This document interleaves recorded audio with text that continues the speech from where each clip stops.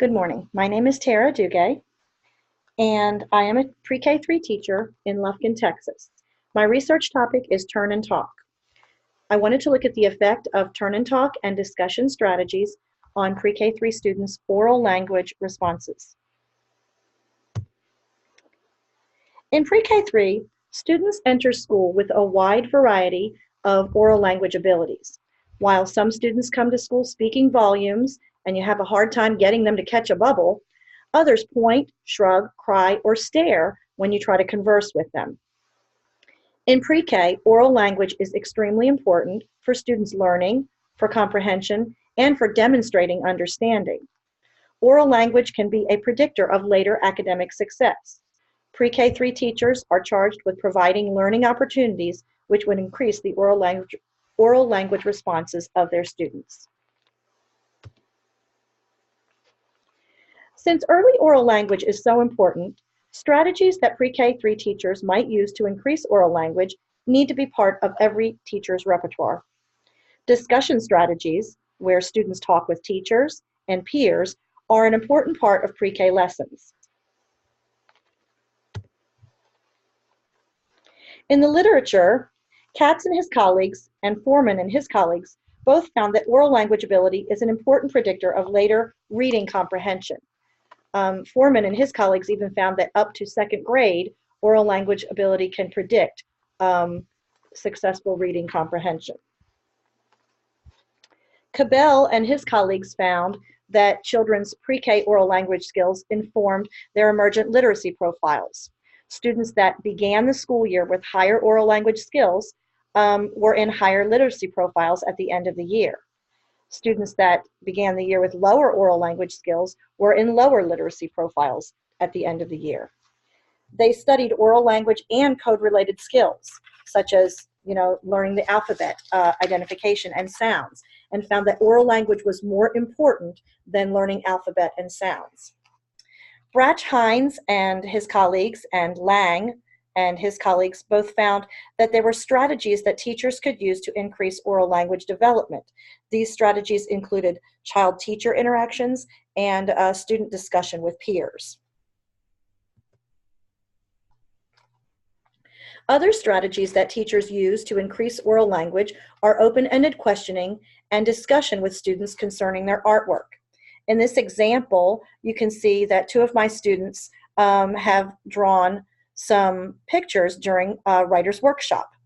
One student wrote, "I draw about my flower. It's in the sun."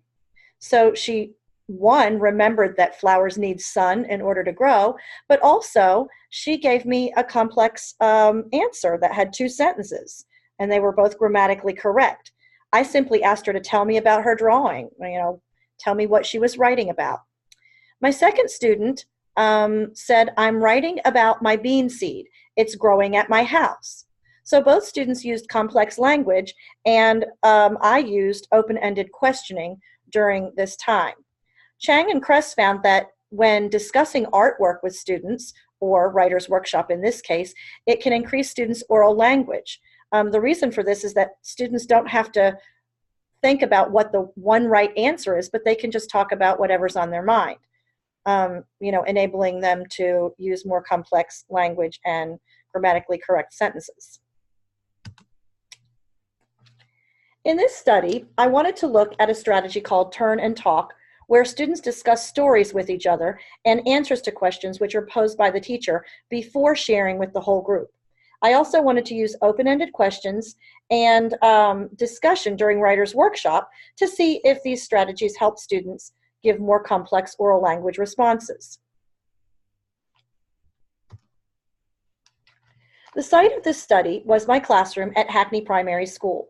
Hackney Primary School is a publicly funded pre-K3 program which serves students that are limited English proficient or in a low socioeconomic status living in the Lufkin Independent School District. Data will be collected in several ways using parent questionnaires, video, audio, and manual recordings of student oral language responses during read aloud, questioning, and writer's workshop. This will be done before and after implementing the turn and talk during read-alouds and the discussion during writer's workshop.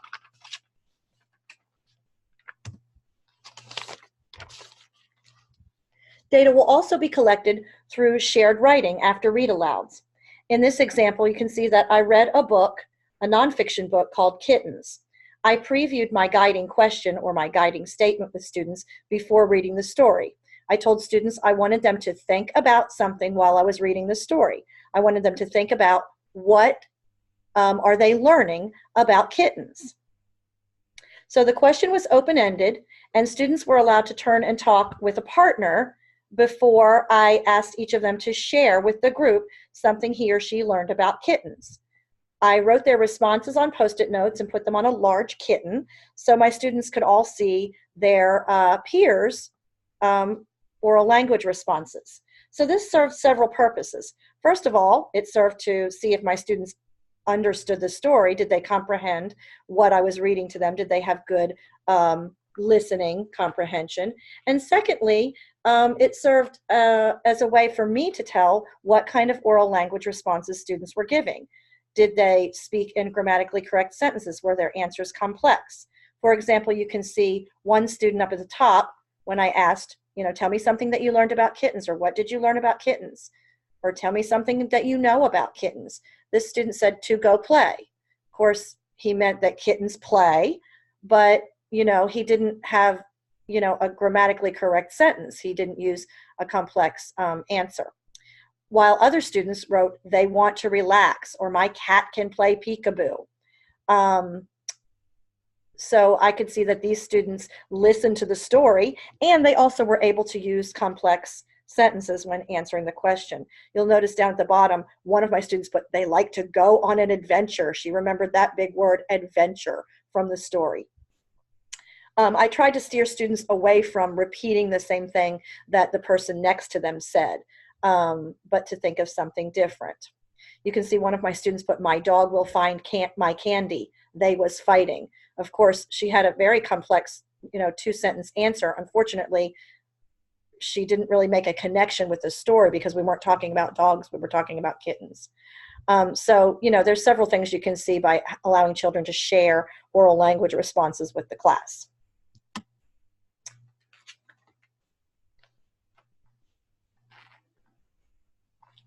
Data will be analyzed in several ways. Oral language responses before and after implementing turn and talk during read-alouds will be compared. Oral language responses with open-ended versus closed questioning will also be compared, as well as parent questionnaires. What I wanted to see with the parent questionnaires is there any evidence of growth in oral language that parents may be noticing at home? Because sometimes students as young as this, they're more verbal at home with people that they are comfortable being around than they may be in front of a group of friends.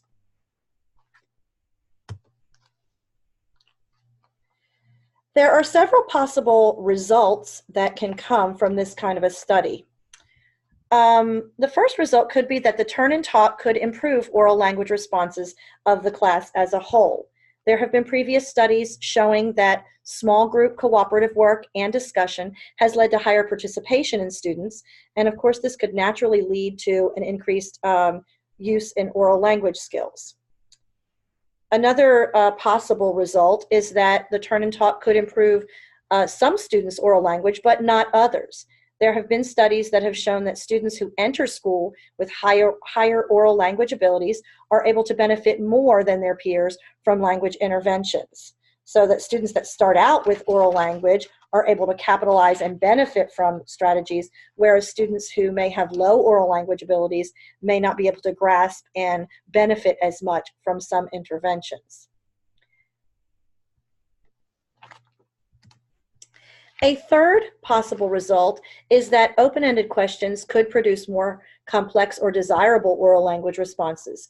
Some studies have shown that open-ended questionings elicit more complex answers from students because students are not searching for that one correct answer that they think the teacher wants to hear, but can simply verbalize whatever's on their mind. What are the wider implications for this kind of research? If I present this information to my school, teachers may be asked by administration, or they may be inspired to plan and pay attention to their question types during read alouds and writers workshop, or even at other times. Teachers may be asked or inspired to allow more discussion during such as turn and talk during read alouds, or more discussion during their writers workshop time.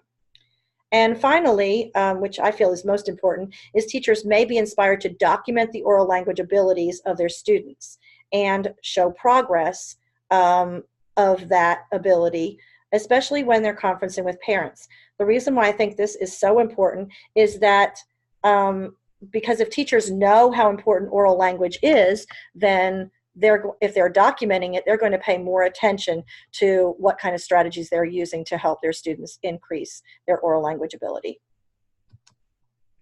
So what's the bottom line? Oral language is very important for students' academic achievement. So sit down and be quiet is not a viable teaching strategy.